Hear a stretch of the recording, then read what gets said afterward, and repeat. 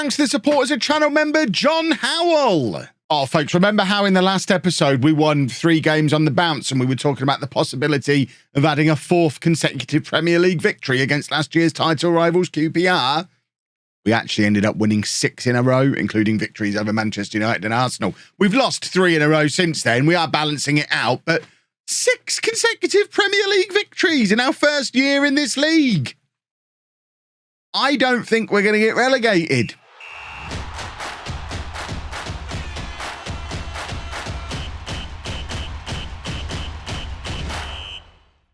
Hello and welcome to Club 2, part 17 of Non-League to Legend. I'm Kevin. Coming up on today's episode, we have 2 games for you in the Premier League. We're away against Chelsea and at home against Crystal Palace. Since you were last with me, as mentioned, look at that beautiful sea of green. That October is one of the greatest months in Football Manager history. Starting towards the end of September, this is previous to last episode, we beat Fulham. You saw us beat Tottenham. You saw us beat Bournemouth. We then beat QPR. While this is going on, we're still winning in the Moose Cup as well. But we then beat Manchester United. Adam Eder didn't actually start that game, came off the bench on 70 minutes, scored 2 goals in 2 minutes to turn around a 1-goal deficit, and we beat Manchester United at Old Trafford. And then in the next game, we beat Arsenal 3-1. At that point, we were 5th in the Premier League. And it was ridiculous. We did then get smashed by West Ham, lose against Wolves, and also lose against Liverpool. So, as mentioned, normal service kind of resumed. I imagine we lose against Chelsea as well, and fingers crossed, then stop the rot against Crystal Palace. But I did not expect 16 games into this Premier League season to be sat in 9th place on 24 points. I don't think anybody expected Adam Eder to be second top scorer in the league, only 4 behind Erling Haaland, and Russell Ross to be joint top assist maker, level with Phil Foden. These 2 have been revelations at this level. Adam Eder, 13 goals from 14 appearances in the Premier League, a 7.48 average. It's actually 13 goals from 10 starts because we have occasionally started Brobby because he should be quite good as well, you would think. But Russell Ross, probably the real success story of the season, plucked him out of the Championship, or he'd only been there a season. He was in League One the year before. But he's got 10 goal contributions in 16 matches on a 7.26. He is a hero as well. I am delighted with how this team is going. Big thumbs up for all concerned. And fingers crossed they can carry that. I was going to say carry the form. Reignite the form. Let's just not get embarrassed against Chelsea, eh? This is the team we're putting out there. We've got Blanco in goal, a back 4 of Ballo-Touré, Burns, O'Brien and Walters. O'Brien's actually under offer. Because he's decided that he wants to leave the club. I mean, he's 6'6". I want to use him. I want to use him one more time at 6 foot. At 6'6", 6'5" as a centre-back partnership. We've got to have one more go at that, surely. Whiteman at the base of the midfield, Longstaff and Rafa ahead of him, Chong on the left, Ross on the right, and Eder up front. We want to be that set piece threat, that corner threat. Just enjoy it together. O'Brien, I think, got like 8 or 9 goals last year. He isn't a first-choice starter for us this year. It's definitely been De Klerk and Burns, or Pascozzi has been in there as well. But, I mean, I am going to miss O'Brien, although he did his very best to get us relegated in that first season with Preston, with his antics, and now he's doing antics again. I mean, it's no coincidence that our downturn in form has coincided with him now being unhappy at the club because he doesn't start. So we're kind of simultaneously having one last go with him, but also trying to get him sold for January, whilst also playing him to stop him being miserable about not playing, because he just seems to have such a powerful influence over the dressing room.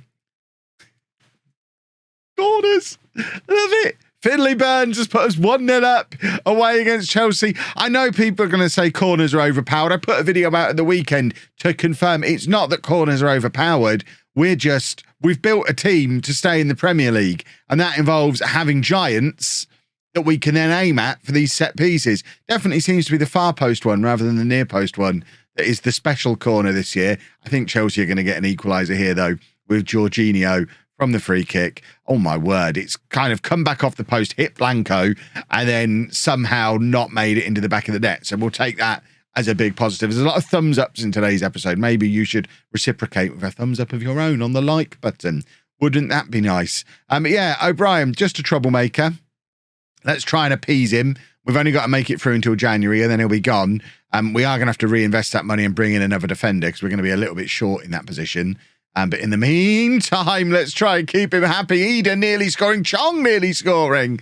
Oh, my word. We are alive again today, it seems.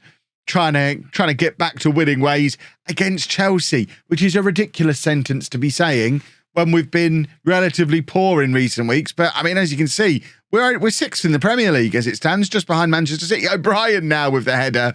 I mean, we have two routes to goal, the corners and the ball over the top to Ida, and they're both very, very effective. We're not the most extravagant football team that you've ever seen play in the Premier League. I imagine we're not particularly fun to watch. There's not much pretty about what goes on. We try and play nice football, but effectively, we are just knocking the ball around fairly meaninglessly until we get a set piece or an opportunity to knock it over the top to Ida. And then we're very one-dimensional. If teams start playing 6'6" defenders against us and defending these set pieces properly, we'll very quickly fall down the table. But fingers crossed, the Football Manager AI doesn't have the smarticles to go out and do that. That's what we're all hoping for here. But it is Chelsea on the attack. Half an hour to go in this game. I mean, I'll level with you. If they can have anyone running at us, I'm probably quite comfortable with it being Benjamin Pavard. So feel free. Fill your boots. Run at us all you like, son. Just don't let any of the more skillful attacking players have a go.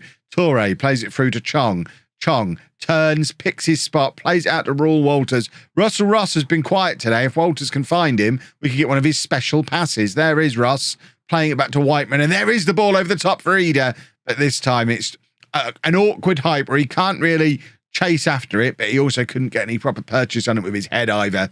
So kind of just loops it up in Mendy's direction and he collects it relatively comfortably. But it's back with Walters again, who is now lumping it forward, looking for Ross. Can't find him, but Walters is going to have another go. This time looking for the cross. Can't get it away, but Longstaff finds Rafa, who, the ball is bobbled free to Ida and he has a shot from range and didn't really test Mendy there in goal for Chelsea.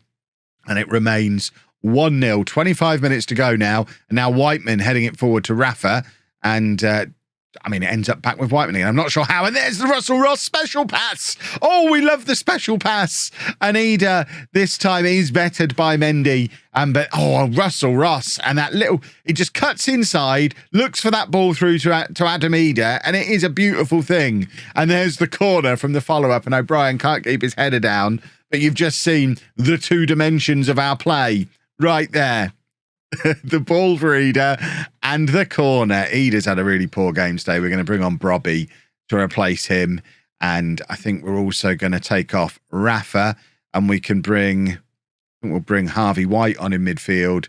And O'Brien's done his hour now. We can bring on a proper defender. De Klerk is on now, who, by the way, De Klerk also very, very good in the air and did score on his Belgium debut. That's right. He's made his debut for the full Belgium team. We have a Belgian international wonder kid centre-back in our team now, which is pretty impressive, if you ask me. Right, ball lumped forward to Burns, who takes it down comfortably, and now it's all the way back with Blanco, who is being given all the time in the world. Just stand there with the ball. Until someone comes near you, just stand there with it. Toure forward to Chong, and he's tackled by Pavard. This is why I shouldn't have mocked Pavard earlier in the match. Ball over the top to Lukaku. He's no Adam Ida, is he? Why is Lukaku Chelsea's number 12? I guess he returned from Inter on loan and didn't get his shirt back. What a strange number for him to wear. Right, Chong is tiring. He can come off. We don't really have anyone. In fact, we'll put Brobby out onto the left and bring Sunjic on. Sunjic has actually been scoring some goals, playing as a centre-forward for us in the... he's done one in the Carabao Cup, one in the league. He is 6 foot tall. I don't remember him being as big as that when we signed him, but I'm less worried about playing him as a centre-forward. Now I've realised he's a full-sized adult human. And Thierry Small, the usual change, comes on for Ballo-Toure at left-back. 10 minutes to go. Can we hold on? I mean, the match stats suggest we've been the better team, but we haven't really created very much from open play. And now Chelsea coming at us. But it's, again, if they want to have people running at us, and N'Golo Kante, feel free. Blanco collects that pretty comfortably. Lukaku is lurking nearby. That's been well over 5 seconds, but apparently we don't enforce that rule anymore. And now the ball over the top. We've been caught a little bit flat here. They've got in behind, and de Klerk is there to scramble it clear off the line. I'm so glad we brought him on for O'Brien when we did. De Klerk's a proper defender. And we're now beyond the 90th minute. The big ball forward looking for Sunjic. He doesn't get anywhere near it. And now Chelsea, this has got to be their last attack of the game. And it's, yikes, de Klerk has taken that off the foot of his international teammate. But it is still Chelsea hovering. Kante's hit the post after I mocked him. Oh, my word. Chelsea are knocking on the door, and they are in again. 93 minutes. Blow the whistle, ref. Burns hacks it clear, and it's with Longstaff, who lumps it forward. We'll have the final whistle now, please. Harvey White. Can he play it through to Sunjic? He can. Sunjic is through on goal. Sunjic has scored, and I've knocked my bottle flying. Don't normally get that excited. I've just punched my water bottle. I don't know. I mean, it doesn't matter if it was onside or not. The important thing was it was up the other end of the pitch, and Chelsea aren't scoring. It's actually been disallowed. It was a tidy finish from Sunjic, demonstrating again that he can do a good job as a striker. Oh, my hand hurts now. How are we not getting a final whistle? We've played 94 of 93 minutes now. Blow the whistle, ref. And he has. I think we're getting the replay. I mean, that's very close. Sunjic is just offside, but it is a very nice finish. And we have come to Chelsea and picked up a win. Come on. I love this team. I'm having so much fun with this group of players. Let's go and do another Oh, Ross is injured. Okay, that's fine. Tight thigh, haven't we all? Who are we playing now? Crystal Palace. Easy. Well, the Jake O'Brien deal is now confirmed. He's going to be joining Utrecht on the 1st of January, so only in 3 weeks' time. £4.9 million.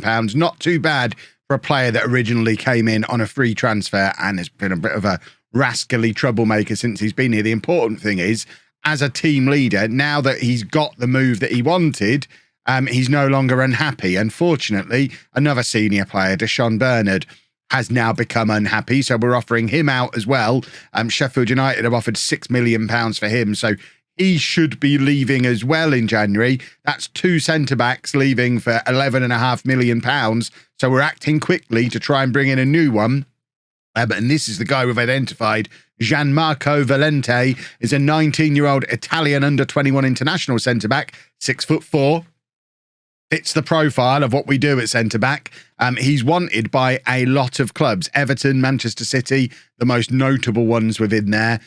He wouldn't come straight into the first team, but he's as good as O'Brien and Bernard with 5-star potential. So at 19 years old, I think he fits in much better as the 4th choice centre-back, leaving us with de Klerk and Burns as the starters, Pascozzi as first backup, and then Valente can be 4th choice at the back there. So he'd only cost us 4 million. So that's 11.5 in, 4 million out. And we're fine still. I mean, we might be a little light at right back with Bernard leaving, because if de Klerk doesn't ever play there, and Bernard doesn't play, it's Walters and Darlington, which is effectively what it was before. I'm happy. I can cope with those 2 deals. And we have made a couple of changes for the Crystal Palace game as well. Brobby's coming in up front because Ida was rubbish in that last game, and Sartori coming in on the left-hand side.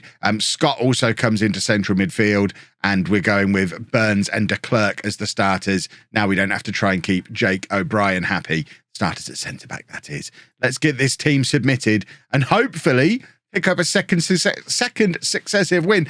Our main priority at this point, remember, is to try and get to 40 points as quickly as possible, because I am acutely aware that one of the reasons why, as a newly promoted team, you'll sometimes have this really excellent start to the season is because all of the bigger clubs rotate and play the reserves and don't take you seriously and do bad team talks in the first half of the season. But if you perform well in the first half of the season, when you come back round again in the second half of the season, they take you a little bit more seriously and it becomes a lot harder to beat them. I don't think it's any coincidence that we've had wins against Manchester United, Arsenal, Chelsea, the bigger clubs who haven't been taking us seriously and are rotating. And I don't expect to pick up wins over those teams again in the second half of the season. So we need to be able to beat the likes of Palace. Ryan Robbie putting us 1-0 up as I'm saying it. We need to be able to beat the likes of Palace, because these are the results that ultimately are going to keep us in the Premier League this season and hopefully beyond that as well. But that is an excellent start to the game. Of course, it's Ross once again with the ball over the top. It doesn't matter if it's Ida or Brobby that we're aiming at with that. It's just an incredibly effective pass that Russell Ross is so very good at. And as it stands right now, 30 points on the board before the halfway point of the season, we are getting closer and closer to having our survival secured. And I have to start thinking in terms of, there's got to be some bigger clubs who are going to have a look at me, whether it's here or abroad. We're a newly promoted Preston team that are currently 7th in the Premier League. We're now reaching sacking season. It's December. The transfer window opens soon. There are going to be bigger clubs across Europe who start sacking their managers and looking for the handsome young up-and-comer who might be able to come in and turn their season around. So as much as I'm loving life at Preston and would happily stay here at least until the end of the season, into next season, beyond, who knows? I'm certainly not looking for a job. You never know when a job might come looking for me. Sartori into Chong. Chong, with a really weak effort from just inside the penalty area, needs to put a little bit of welly behind that, really, if he wants the goalkeeper to take him seriously. 20 minutes to go. It's usual substitution o'clock. We've kind of got into the habit of making 3 substitutions on the 70-minute mark and then doing any more that we might need on 80 minutes, which seems to be working quite well. Longstaff is going to come off. Whiteman can come on at the base of the midfield. And might take off Sartori, put Brobby out onto the left wing and get Ida on for 20 minutes. And then I think we'll take off Chong as well and get Rafa back in there for more game time. Rafa has been excellent since arriving. So the more we can get Rafa on that football pitch, the better, because he is another one of these excellent young players that we're developing so nicely here at Preston. Darlington can come on with 10 minutes to go. Talking of excellent young players, and Balotore picked up a yellow card, makes it even easier than usual to do our normal 10 minutes to go. Balotore off, Small on. Ida, poor first touch there. Normally he's so good at holding the ball up, but he's just let that hit him and come off. But look at that from Thierry Small. That's the energy you get from bringing on a left-back who's 10 years younger than the one he's replacing. Ross now getting into a crossing position. In fact, he's had the shot and unfortunately not able to keep it down on this frosty old frozen icy cold pitch. But we are approaching the 90th minute and we might just be clinging on here for a back-to-back victory and ending the episode in the top 7. Easy peasy. What a good football manager I am. And now we've got the quarterfinal of the Moose Cup, which we'll probably lose. But we're just going to keep plugging away, trying to get these wins. I mean, it's conceivable that we win every Premier League game for the rest of the month. We could come back for the next episode, which will be towards the end of the January transfer window. And we'll probably do maybe the last match or 2 of January and show you the transfers, if any, other than the ones I've already shown you we end up doing. But we could genuinely be coming back. I mean, look at those next 6 games. Southampton, Fulham, Norwich, Bournemouth, Tottenham, Southampton. Just a bunch of relegation fodder. We could win our next 6 games. We could do 8 in a row. We probably won't, but this season, what a lovely season this is.